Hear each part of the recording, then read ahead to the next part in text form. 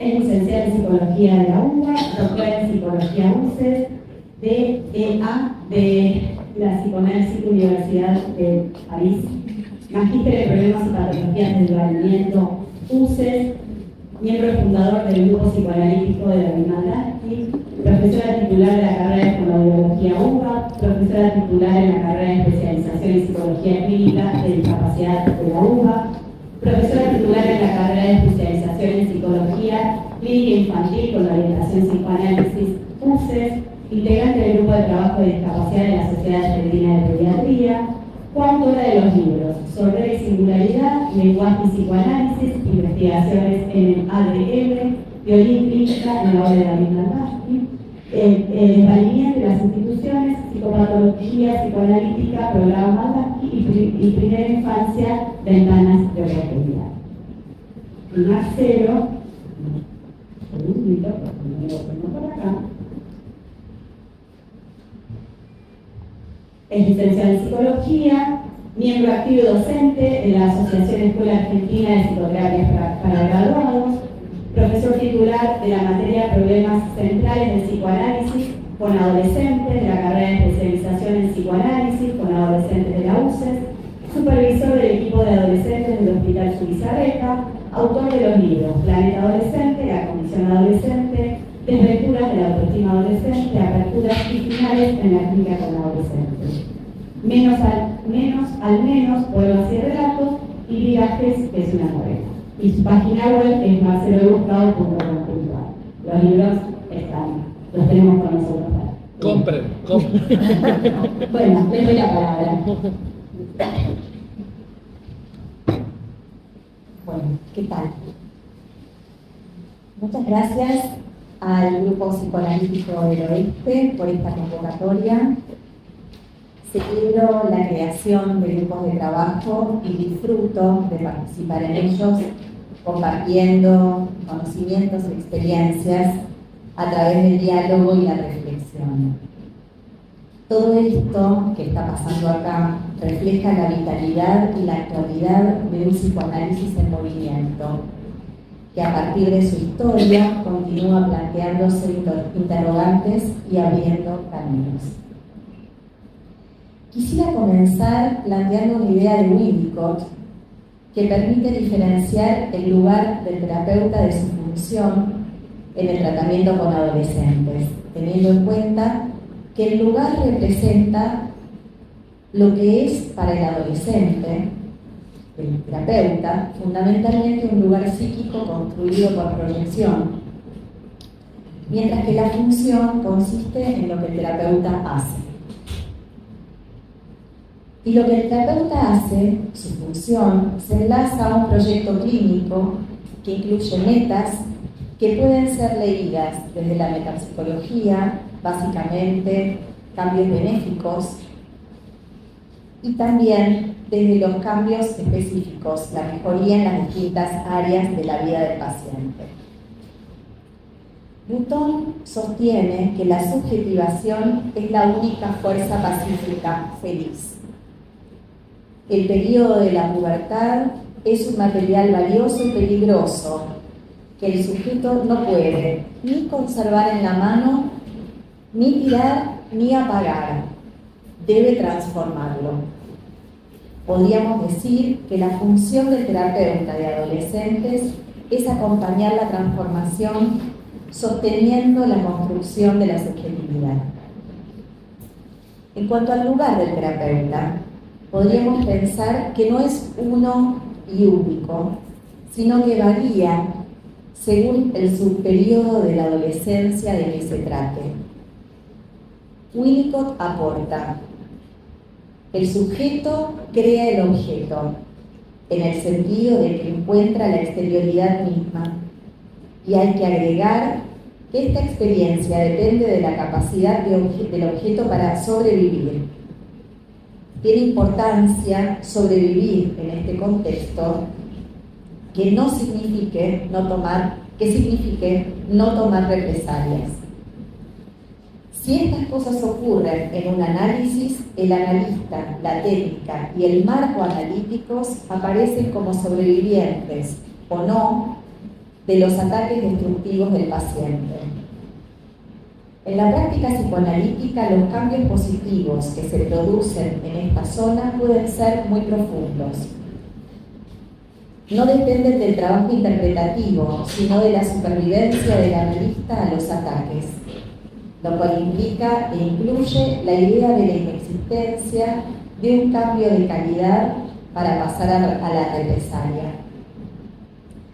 Al analista puede resultarle muy difícil soportar estos ataques cuando se expresan en forma de engaños o por medio de manipulaciones que en los hechos lo obligan a hacer cosas técnicamente malas. Me refiero a cosas como no ser digno de confianza en momentos en que esta es lo único que interesa, así como a la supervivencia en términos de seguir con vida y a la inexistencia de la cualidad de represalia. Cierro la cita de Winnicott.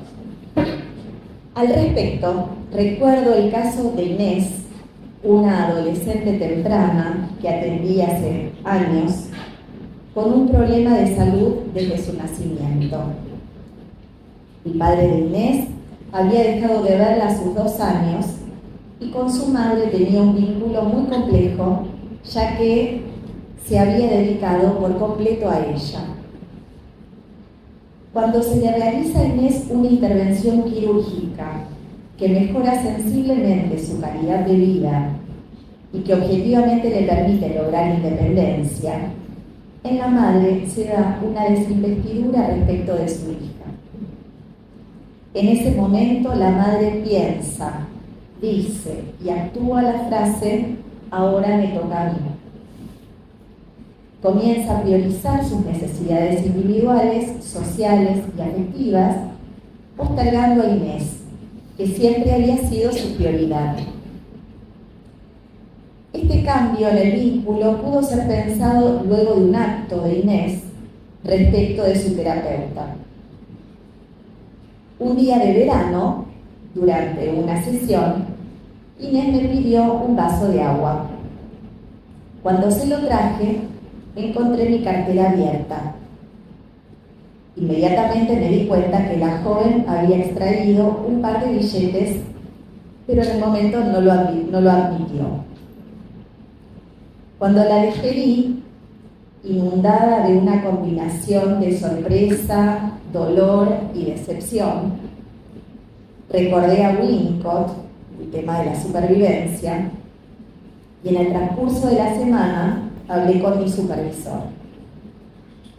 El sentimiento de injusticia y la furia que yo experimentaba me llevó a pensar en dejar de atenderla. En ese momento, y junto con mi supervisor, pude pensar y entender lo ocurrido en términos de una escena. No se trataba solo de un ataque al vínculo terapéutico, sino una puesta a prueba, a ver si haces algo diferente con esto o también me abandonás. Y también una forma de ser activa frente a la situación que estaba experimentando con su madre, en la que yo quedé en el lugar del carretel, en el juego del formato. Winnicott habla del comportamiento antisocial por parte del adolescente como un grito esperanzado para que una figura soporte su agresión y establezca límites.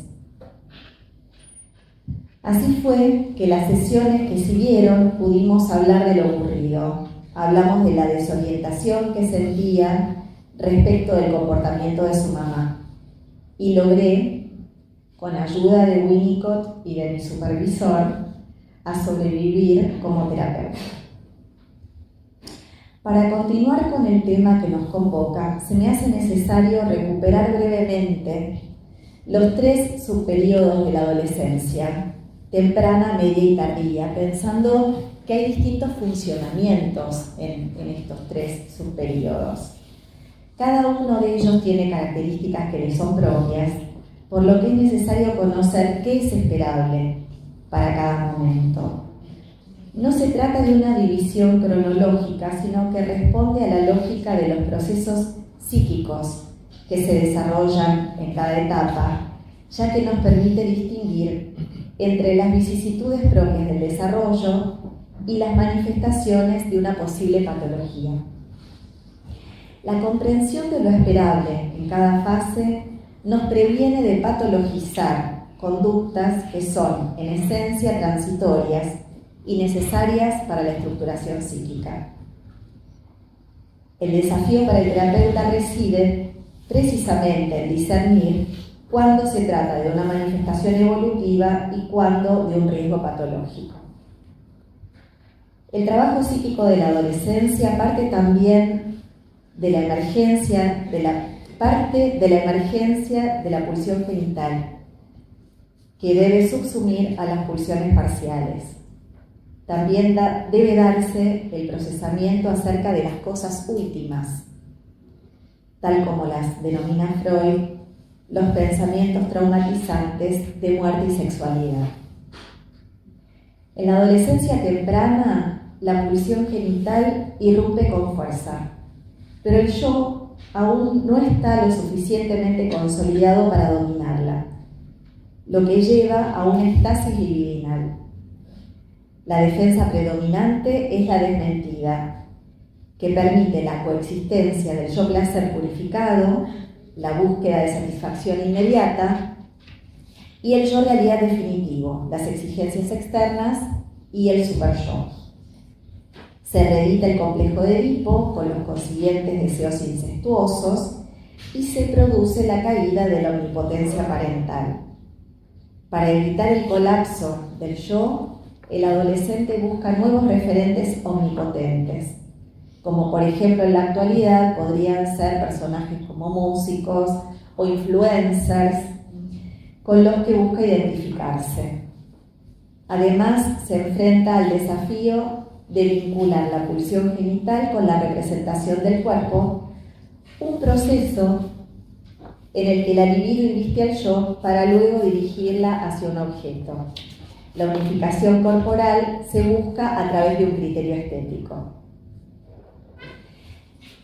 La subfase siguiente, la adolescencia media, la defensa central en este momento cambia de la desmentida a la represión. El cambio permite contener los deseos incestuosos y apunta al deshacimiento de la autoridad parental. La consolidación de la represión impulsa la búsqueda de nuevas figuras identificatorias, los iniciadores, que son figuras transaccionales que hacen de introductores entre dos espacios y se encuentran a mitad de camino entre lo endogámico y lo exogámico. Este es un subperíodo de elaboración de duelos, la pérdida de la omnipotencia de los padres, del goce fálico y de la identidad y el cuerpo infantiles. Por último, en la adolescencia tardía, se consolida un nuevo equilibrio psíquico. La libido se libera de los procesos de reorganización de las representaciones infantiles. El erotismo genital fuerza al adolescente a buscar un objeto de amor exogámico. La representación cuerpo se estabiliza. El adolescente se abre a nuevos ideales y se inserta en grupos más amplios, lo que culmina en el logro de dos metas fundamentales: la capacidad de amar y la posibilidad de trabajar. Es un periodo de múltiples elaboraciones psíquicas. A medida que el aparato psíquico adquiere mayores recursos, estas elaboraciones se vuelven más complejas.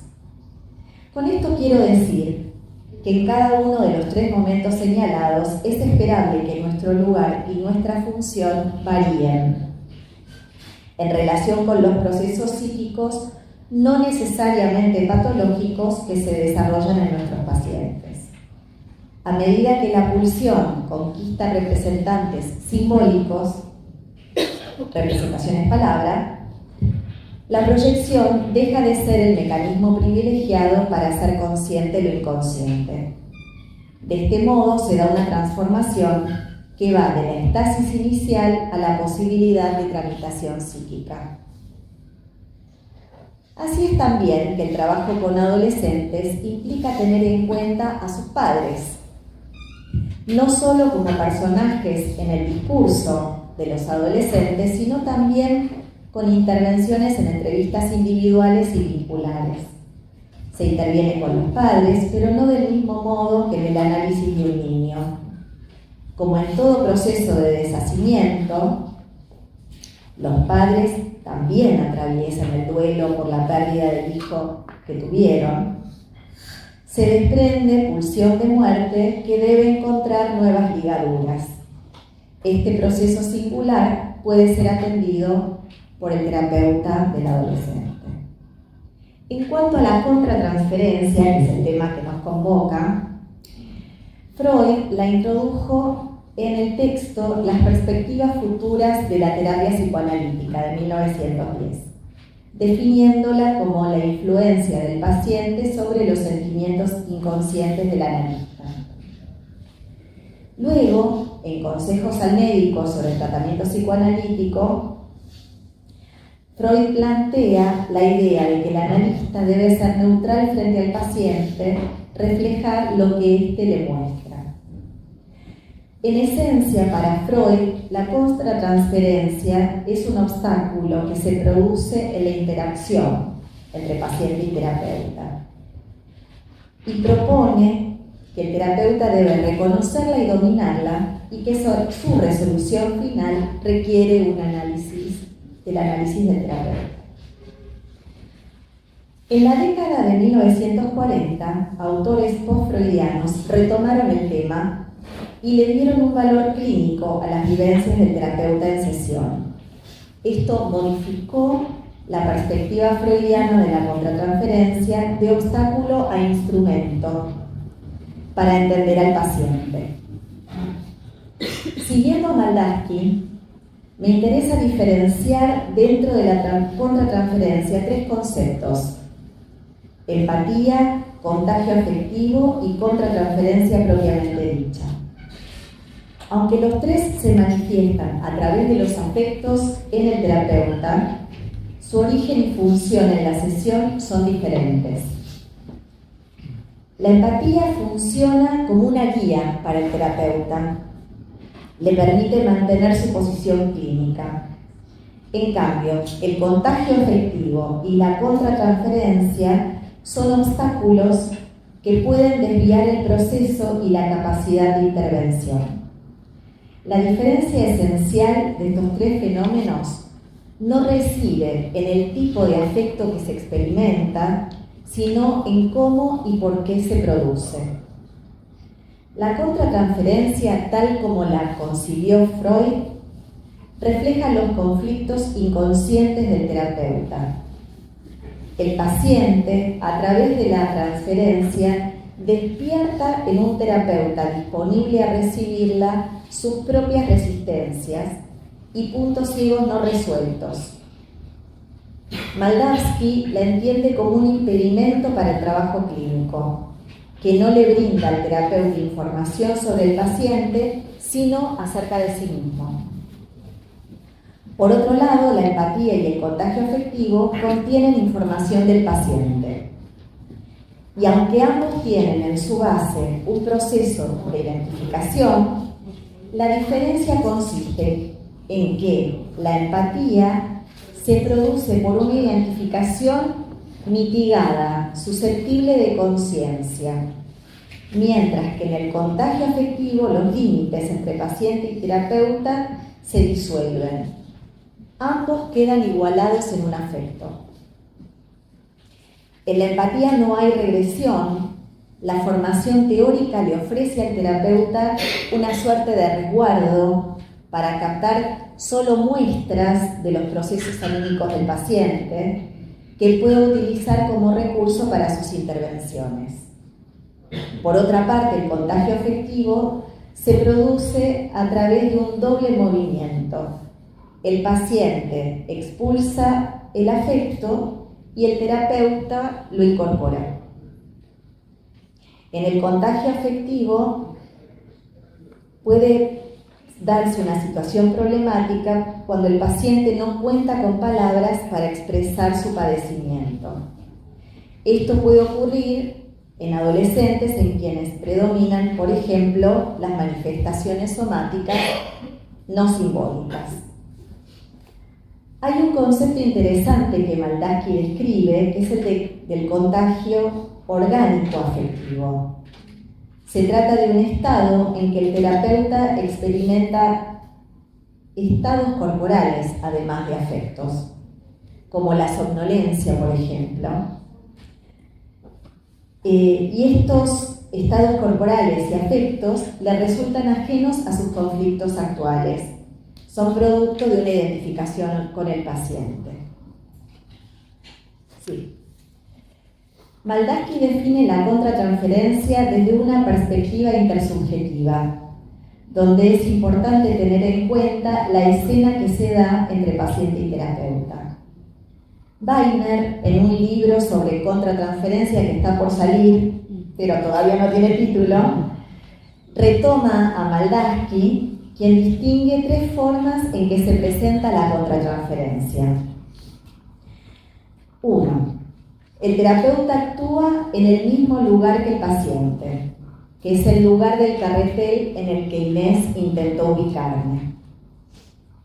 2. El terapeuta ocupa el lugar de un personaje de la vida psíquica del paciente, que es el lugar en el que como terapeuta quedé puesta a prueba, ¿sobrevivo o no sobrevivo al ataque?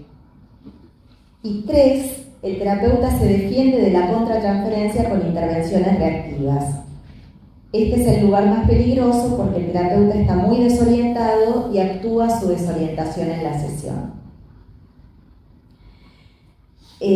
Para finalizar, la distinción entre contratransferencia, contagio afectivo y empatía es una herramienta teórica para comprender la relación terapéutica con el paciente adolescente. Cada uno de estos conceptos tiene un origen y una implicación diferentes para el terapeuta y exigen un trabajo específico. Su capacidad para comprenderlas le permite mantener su función analítica. En este sentido, la contratransferencia y su análisis no solo constituyen una exigencia técnica, sino una condición de posibilidad del método psicoanalítico.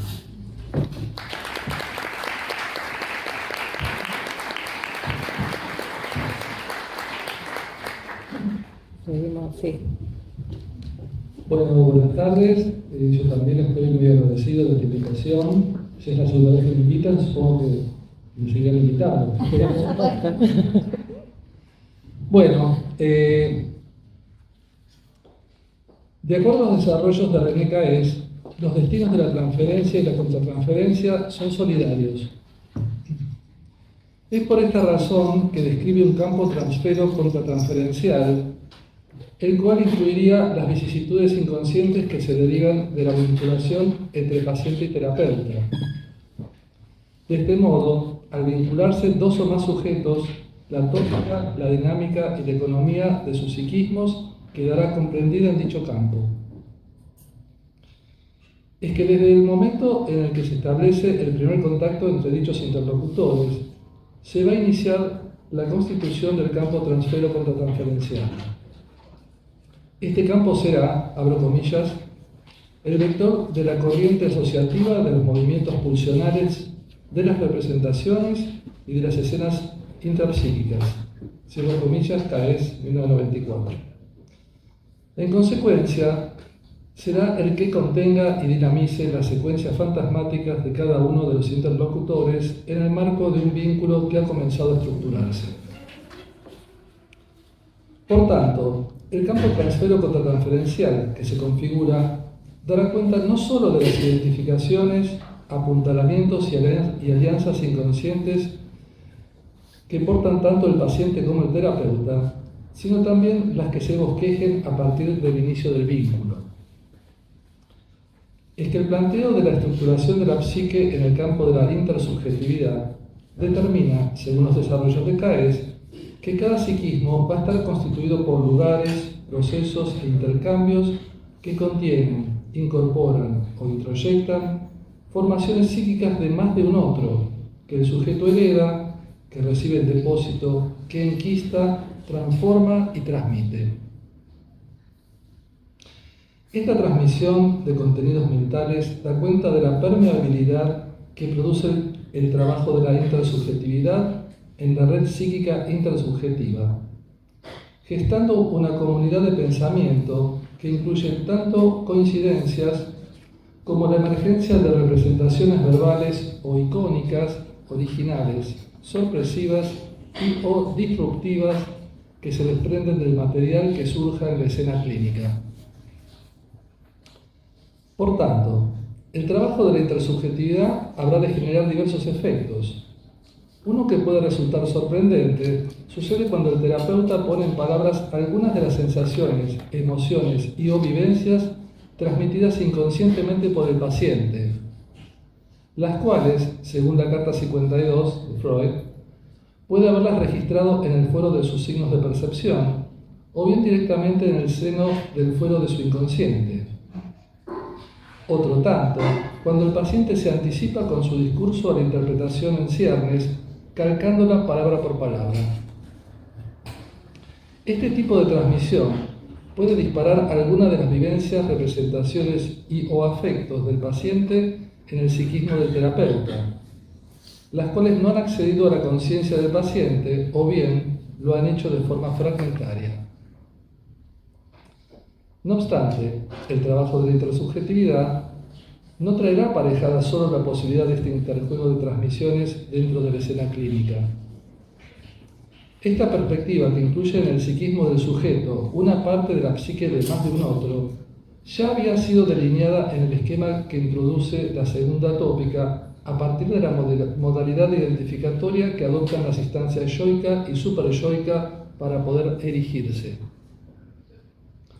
Por esta razón, resulta fundamental destacar que en la composición de la amalgama que reúne las diversas corrientes y posicionamientos psíquicos, vuelvo a abrir comillas, coexisten actos y formaciones estrictamente individuales con zonas psíquicas comunes y compartidas, puntos de anudamiento de formaciones del inconsciente pertenecientes a otros psiquismos e incluso extraindividuales, más o menos integrables. Otra cita de Caes. En este sentido, la articulación intersubjetiva que sostienen las alianzas inconscientes, citaremos aquí solamente el contrato narcisista y el factor negativo, se basa en su configuración bifronte, ya que por un lado se instituyen como la piedra basal a partir de la cual se estructura la realidad psíquica del sujeto, y por otro conforman la sustancia que compone la realidad psíquica de los conjuntos transsubjetivos, o sea, vínculos, parejas, familias, grupos e instituciones. De esta suerte, paciente y terapeuta, en tanto miembros de un vínculo, son tributarios del trabajo de la intersubjetividad y, por tanto, de las alianzas inconscientes. Por tanto, si el contrato narcisista funda las bases del vínculo otorgando identidad y posicionamientos subjetivos a quienes lo integran, el pacto de negativo dará cuenta de aquello que debe quedar por fuera del vínculo en calidad de reprimido, desmentido, repudiado, escindido o rechazado, para que aquel pueda estructurarse y funcionar como tal. De este planteo se desprende la concepción de la existencia de operaciones defensivas en el seno de los vínculos terapéuticos, lo cual ilustra por qué un cambio de terapeuta para el paciente o un cambio de paciente para el terapeuta genera modificaciones en las dinámicas intrasubjetiva e intersubjetiva de cada uno. Las alianzas inconscientes forjadas en la escena clínica delinearán el campo transfero-contratransferencial del vínculo terapéutico. En consecuencia, toda alteración en cualquiera de los términos suscriptos a través de dichas alianzas va a modificar el equilibrio y o la organización intra e intersubjetiva de los miembros del vínculo. De este modo, la implicación en el trabajo de intersubjetividad de la dupla paciente-terapeuta facilitará el apuntalamiento sobre el vínculo. Las proyecciones y los depósitos sobre el mismo permitirán descubrir latitudes carenciadas o bien pendientes de significación y o de elaboración derivadas de los déficits en la vinculación con los otros significativos. Las proyecciones y difracciones transferenciales que recaen sobre el terapeuta pueden funcionar a la manera del uso del objeto que plantea Winnicott. De este modo, en la provisión de modelos que se deriva tanto de la remodelación identificatoria del paciente como de las funciones apuntalante y acompañante del terapeuta, este puede ser usado para las respectivas reestructuraciones psíquicas. En el curso de ellas, deberá afrontar la avidez incorporativa y asimilativa del paciente en su doble condición de sujeto y objeto. Hugo Bleichmar, por su parte, diferencia el concepto de neutralidad afectiva del concepto de neutralidad valorativa. Si bien existe consenso en torno a sostener una neutralidad valorativa, subsiste una polémica respecto del posicionamiento afectivo del terapeuta. Por tanto, la implementación de una neutralidad afectiva solo puede justificarse por la sumisión a un ideal que define una práctica pretendidamente aséptica basada en una objetividad indemostrable. Esta postura ideológica puede servir también para encubrir las dificultades o limitaciones con las que el terapeuta cuenta a la hora de sentirse interpelado en su campo emocional. Por tanto, desechar las producciones de este campo va a infiltrar el encuentro interpersonal con las distorsiones que produce el accionar defensivo, conduciendo así a un escurrimiento emocional que puede terminar transformando la escena clínica en una estéril escenografía discursiva. Por ende, cuando este escurrimiento emocional vacía o desconecta al terapeuta, el vínculo se puede templar con la frialdad de la distancia, corriéndose el riesgo de perder la disponibilidad empática. Es en este momento cuando irrumpe una corriente de afectos y representaciones cuya función consiste en rellenar el espacio vacante que dejó la evaporación de las emociones suscitadas. Otro tanto sucede con la irrupción de diversos estados somáticos, letargo, malestares, etc.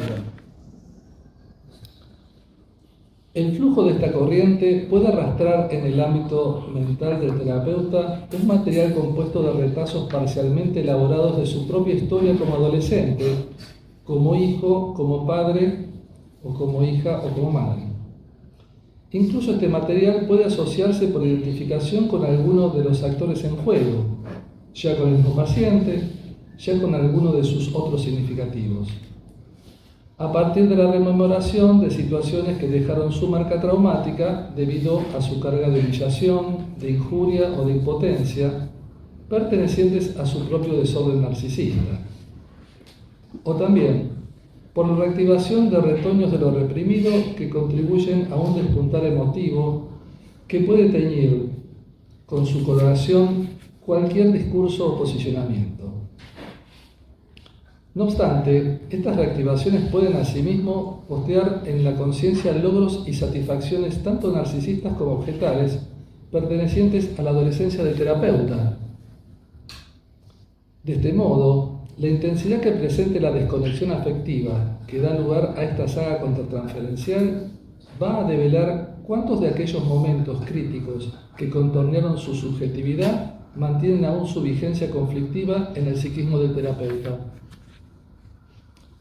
Por lo tanto, las dificultades que puedan surgir para albergar y procesar cualquiera de los materiales que el paciente entregue transitoriamente en depósito estarán ligadas a las esquirlas que la condición adolescente deja impresas en cada psiquismo luego de su explosión.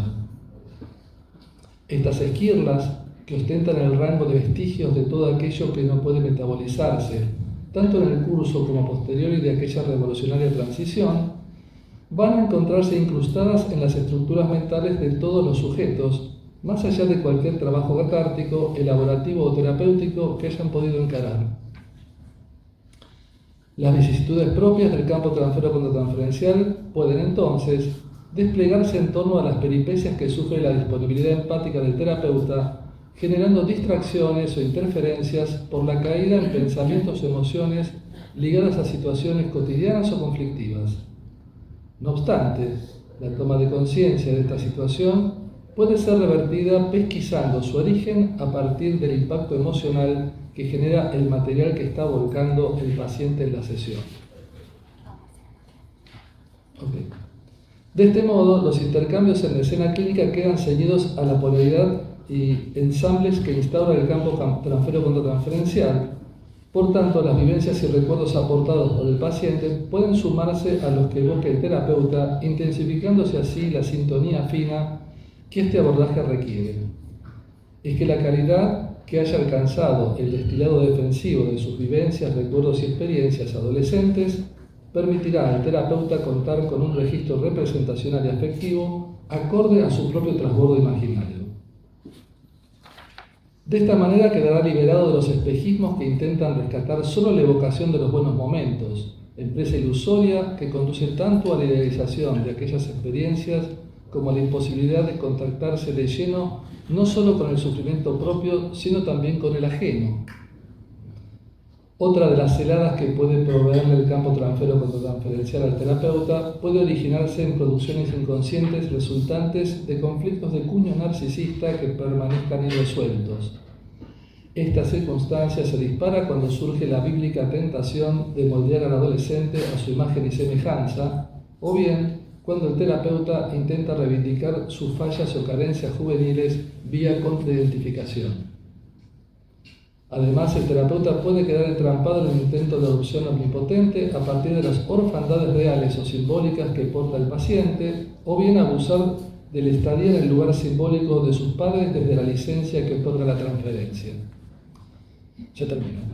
Simultáneamente, los ardides que los adolescentes pueden llegar a atender van a provenir de sus propias producciones inconscientes, o bien desde una actitud que los proteja de una intrusión deleteria para su intimidad. Es que la revelación de sus múltiples fragilidades gatilla una serie de emociones que se aglutinan defensivamente para evitar tanto la reiteración de alguna marea traumática como la inauguración de una nueva dependencia afectiva. Finalmente, si acordamos con la conceptualización de Orange, Atwood y Storrow, que define que transferencia y contratransferencia forman un sistema intersubjetivo de influencia mutuamente recíproca, esta premisa demuestra su valor en el trabajo de historización permanente que todo terapeuta consciente de estas reglas de juego lleva a cabo con el paciente y consigo mismo. Resulta decisivo que la confianza depositada en la atención, la teorización y el diagnóstico flotante, como abastecedoras de nuestras producciones preconscientes e inconscientes, no se restrinja a su aspecto más difundido, aquel que se encuentra ligado al campo de la ideación, y permita la libre emergencia de ocurrencias ligadas al campo afectivo.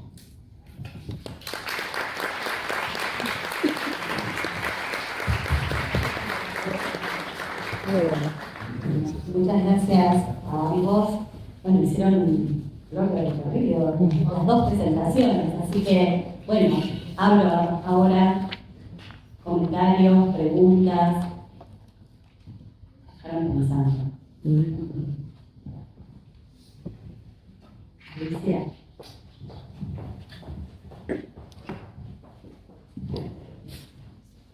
Bueno, agradecerle al Grupo Psicoanalítico de Noé, soy Alicia Levin. Gracias, Ruth, que nos venimos viendo seguido, y a mi amigo Marcelo K. También dieron un puntapié para el panel siguiente, así que acá está. No, quería volver sobre, Ruth, esto que trajiste, bueno, que después lo vamos a retomar en la mesa, por una parte que me toca, la perplejidad del acting del adolescente y cómo verdaderamente lo pudiste tomar para incluirlo en el abordaje, ¿no? Porque la sorpresa, la perplejidad y el malestar, recordaba cuando faltó un perfume en un baño, por ejemplo, de esas cosas que le podemos comentar, pero poder tomar esto, bueno, y en estos tiempos incrementado, ¿no? Para poder revisar qué está sucediendo ahí, porque por ahí también hay algo de la repetición de tender a excluir a esa jovencita en los que vos trajiste en la familia. Y a Marcelo, algo que también muchas veces cae en la analista, cae su función, ¿no? Como decías vos, cuando queda identificado, en hacer un esfuerzo por hablar del mismo lenguaje que habla el adolescente, y en realidad lo que hace es abandonar su posición analítica. Así que agradecerles el trabajo.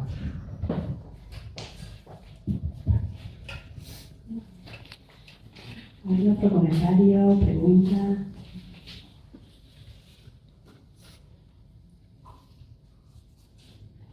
Quedaron todos muy silenciosos. ese es un silencio de pensamiento, ¿no? Sí, yo pensaba que qué complejo, ¿no? Lo que trajeron para reflexionar, porque pensaba en esta propuesta de Marcelo de la contratransferencia. Campo transferencial contra transferencial. Pensaba ya en sí, hasta me resulta difícil nombrarlo, ¿no? Pero pensaba como en toda esa complejidad y pensaba unida a tiempos también muy complejos como el transitar adolescente y digo, una complejidad con otra complejidad y ustedes le suman una tercera complejidad que es la presencia del analista también con todo su bagaje y cuestión, ¿no? Esto que dice Marcelo al final, bueno, desde dónde uno también va a recibir esa consulta, esa subjetividad, desde dónde se ve motivado. Entonces pensaba por ahí en el silencio, ¿no? Y cómo a veces hay que ordenar un poco las ideas desde estos lugares tan complejos que necesitamos como aclarar un poco, porque creo que es una clínica que nos convoca muchas veces a quedar excluidos o a hacer, ¿no? O a tomar como cartas en el asunto, y qué difícil que si uno no reflexiona desde dónde está actuando, cómo podemos actuar justamente desde este lugar contratransferencial o singular de cada uno, generando a veces situaciones más complejas que ya todo esto que nos viene, ¿no?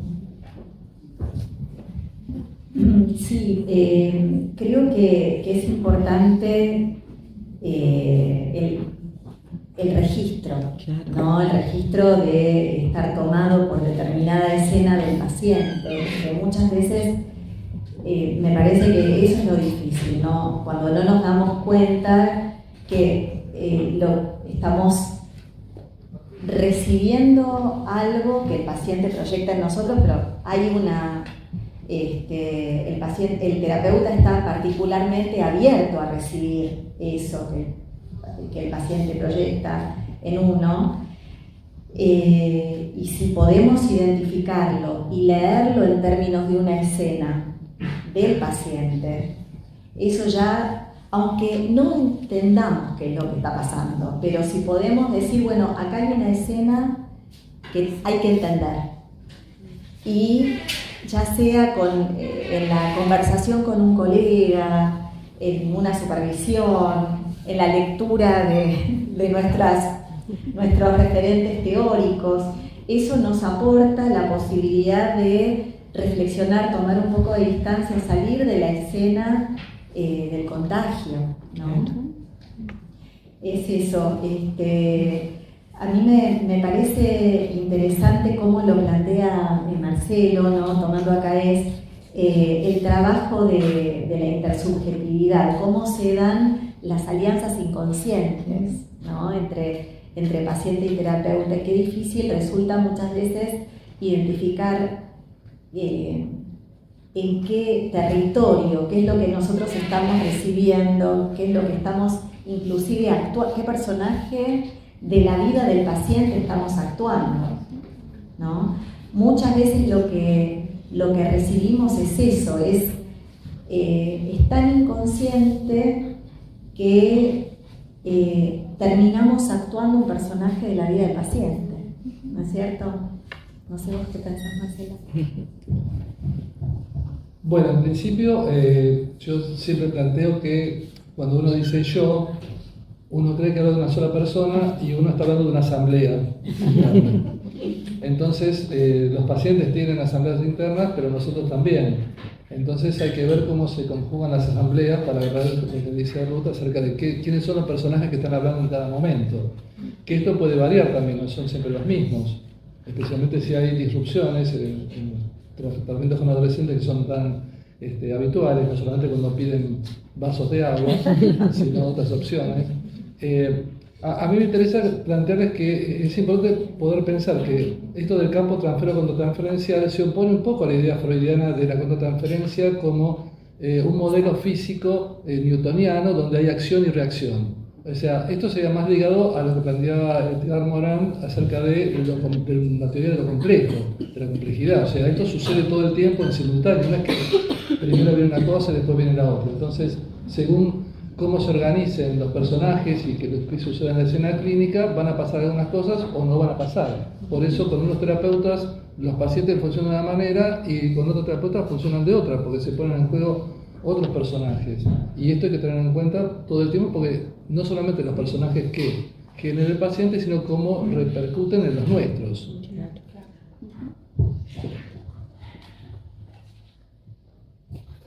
A ver si Sí, alguien... pensaba que está un poco relacionado con lo que se trabajó en la mesa de trabajos hoy a la mañana, que hablaban de eso, ¿no? de la importancia de la supervisión y el análisis, porque bueno, está en juego nuestro aparato psíquico también y el del paciente, ¿no? En relación a esto. Yo le quería consultar, no sé si lo entendí bien, pero me interesó cuando hablan del malestar, ¿no? Cuando el analista siente algo de como esa comunicación de inconsciente a inconsciente, que a veces pasa que con determinados pacientes nos sentimos mal, con otros no, y me pareció escucharlos algo de esto, si por ahí pueden ampliar, porque bueno, es algo que por ahí sucede, y hay como que estar bastante atentos para poder trabajarlo en supervisión, en análisis, ¿no? Que no pase desapercibido.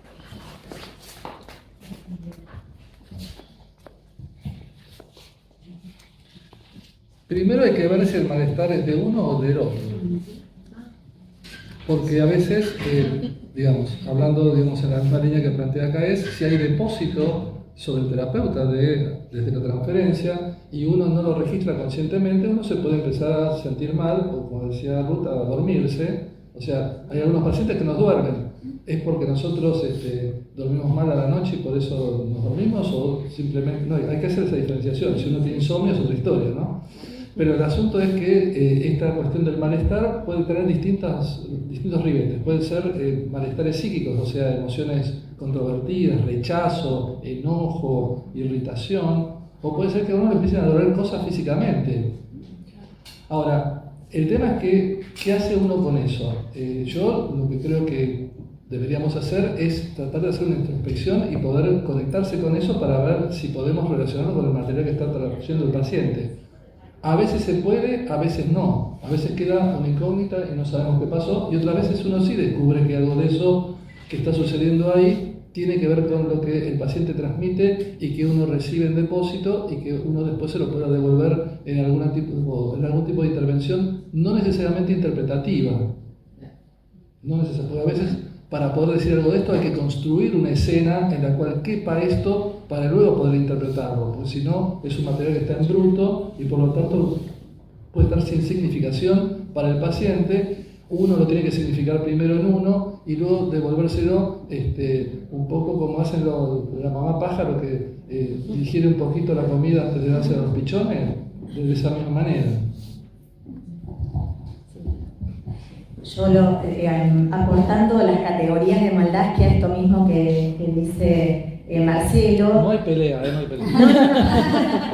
No, pero digamos, leyéndolo desde las categorías de maldad, que podríamos decir que por un lado tenemos la contratransferencia, en donde tenemos que tener en cuenta los puntos ciegos del terapeuta. Hay en la contratransferencia habilidad propiamente dicha, digamos, habría información acerca del terapeuta, y en el contagio afectivo en el contagio orgánico afectivo estamos recibiendo información encriptada acerca del paciente, proyecciones masivas que nosotros tenemos disposición a recibir también, ¿no? O sea, eso, en ese intercambio nosotros estamos recibiendo información que no llegamos a comprender. Y esa comprensión es un trabajo arduo porque son proyecciones, no son elementos simbólicos. Bueno, parecido a lo que decía Marcelo, al trabajo alfa, la función alfa de Bion, ¿no? Tener que metabolizar elementos no pensables al paciente. ¿no? Especialmente porque estamos trabajando con pacientes que no tienen su psiquismo conformado totalmente. O sea que hay partes de su psiquismo que están en transformación, en formación, en dispersión. O sea que todo eso implica que el trabajo del terapeuta de adolescentes es mucho más complejo y más implicado. Les hago una pequeña viñeta sin que sepa quién es el paciente, para que se queden tranquilos. Porque me interesa que vean también qué pasa con los lapsus del terapeuta, que también son contratransferenciales. La escena es así: me toca el timbre un paciente, bajo a abrirle, subo, se sienta, me toca el timbre, otro paciente. Bueno, entonces le digo al paciente que está abajo: disculpame, me equivoqué, le di 2 horarios a la misma persona, te veo mañana a tal hora. Okay. El paciente que está abajo era adolescente y el de arriba era adulto, así que no era una situación pareja. Bueno, al día siguiente llega este muchacho con cuchillo y tenedor, me quería almorzar. Una furia tenía espantosa. Entonces, bueno, yo primero me disculpé. Esto podría ser, digamos, también un tema de irse al infierno psicoanalítico cuando uno hace cosas que supuestamente la teoría no permite, como disculparse con los pacientes. Pero yo consideré que me tenía que disculpar porque tenía razón, yo me había equivocado. El tema es por qué me había equivocado. Entonces, bueno, cuando salimos un poco de la situación furiosa, yo le empecé a plantear para que charláramos a ver qué le había pasado a él con esto. Y el tema que empezó a aparecer era el tema de la falla. Yo había fallado. Pero ¿cuál era el problema? Había 2 problemas. Uno es que él no podía fallar al punto que a sus amigos, cuando le escribían chats, les corregía la ortografía, o cuando iba a su clase de inglés le corregía la pronunciación a la profesora. Porque el tema es que no soportaba la falla. Pero ¿qué pasaba? El problema era que el que había fallado, hay siempre que buscar el lugar del origen. ¿Quién había fallado primero? Bueno, había sido su papá, que no aceptaba que él se había declarado gay. Entonces, en su vínculo había una frialdad, una distancia que él no terminaba de digerir. Entonces, había transferencialmente transmitido sobre mí este odio que tenía por no ser aceptado. Y en la escena donde yo no lo atiendo porque hay otro, quedó claramente representado. Entonces, los lapsus del terapeuta, las asociaciones, todo lo que venga, o sea, si yo estoy atendiendo a un paciente y estoy pensando en la lista del supermercado a la cual tengo que ir a la tarde, eso tiene que ver con el paciente también, porque estoy pensando en eso y no en otra cosa. ¿Qué significa esa distracción? ¿Qué significa que yo pierda el hilo? O lo quiera retomar, pero no, esto no importa. Sí, importa.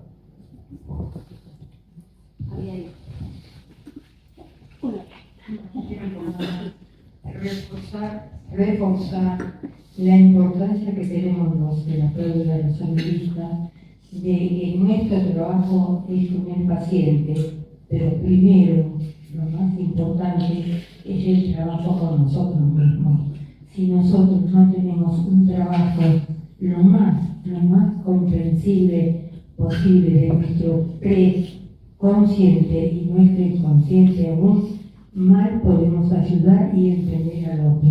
Mal pudiste vos pensar que tenías que ir a comprar al supermercado, pero que esa idea de comprar al supermercado también estaba relacionado con el paciente que venía por lo que traía. Y además yo pensaba, hablando del adolescente, una cosa es el adolescente hoy, con la sociedad en que vivimos y con todas las proyecciones, y el adolescente, bueno, yo soy una persona grande, 30 años atrás, 40 años atrás, así que sí o sí que lo que tenemos que analizarlo y tenemos que esto, concurrir y estudiar e investigar, porque la sociedad nos va trayendo otro psicoanálisis con una base de genio que fue Freud.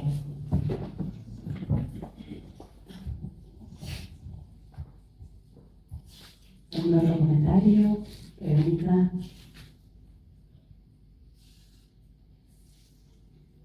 ¿Todo? Se está portando todo muy bien. ¿Alguna? Está todo bien. Perfecto. Bueno, muchísimas gracias. No, gracias a ustedes.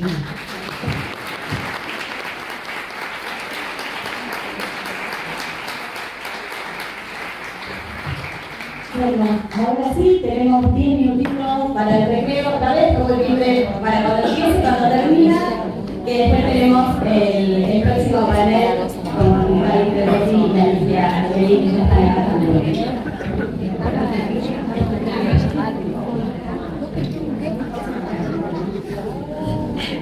Muchas gracias.